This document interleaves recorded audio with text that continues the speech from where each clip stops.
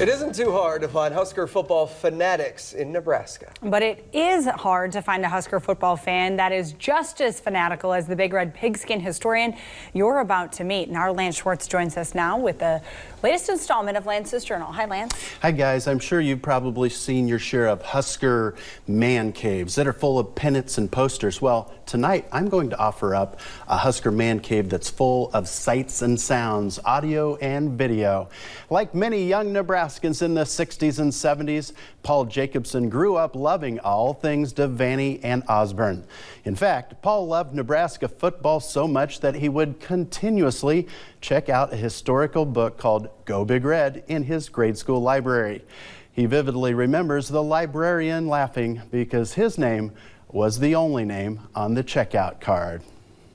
Yeah, two great things happened in 1962. I was born and Bob Devaney came to Nebraska. Paul Jacobson grew up near Firth, Nebraska. My first memories of Nebraska football, it would have been New Year's Day 1971 when they played LSU for the national championship. In 1983, Jake had a yearning to relive some of the old Husker memories from the 1970s. I wanted to see the game of the century again, and I finally tracked it down. Tracking down that classic contest fueled Jake's desire to grow his personal Husker football library. And it just so happened that he discovered a recording of the 1972 Alabama clash the very same year that his son was born.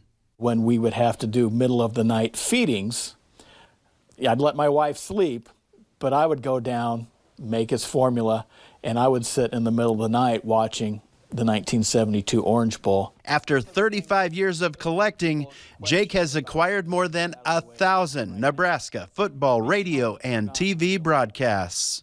Probably my favorite era is the 1970s, that I grew up in. Jake spends hours transferring from reel to reel and editing at his computer. There are little nuggets. Okay, for instance, like that 1960 Army game. This 56-year-old has developed an enormous color-coded system of DVDs and computer files. To me, it's preservation of history. This all really hits home for me because it takes me back to the glory days when I was growing up down in Falls City. I was playing catch in the backyard on those Saturday afternoons, and there it was on the radio. Lyle Brimser providing the soundtrack of the 70s. Running the quarterback, rolling out of there to throw, looks for his receiver. It's in the end zone, touchdown! To my knowledge, I'm the only guy in the state with this game. This was Tom Osborne's first bowl game as head coach. It's the network broadcast, and it is gorgeous to see the old helmets.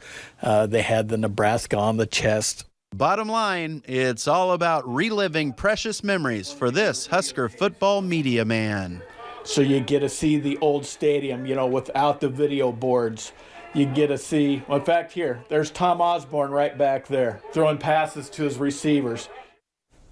Jake is the beneficiary of a group of Omaha fans who had the foresight and vision of recording games that the radio stations were not recording, if you can believe that. A lot of Jake's best game recordings came from a big Omaha fan that would put a tape recorder and a radio in a room and shut the door during the broadcast way back in the day. And it was really fun to get to see this guy. He just keeps acquiring, and I thought I knew my Husker numerals, jerseys, until I met Jake, and holy cow, I know the main ones, the Macavickas and Wistroms, but this guy, he'll take on the 1974 offensive lineman.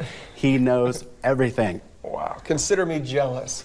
I feel like I've seen his name pop up a time or two on Twitter. Probably so. Twitter followers will know him as Husker Tapes, and day to day you can find a lot of good Husker-related stuff on there. So check out Jake's Husker Tapes on Twitter. All right, thanks, Lance.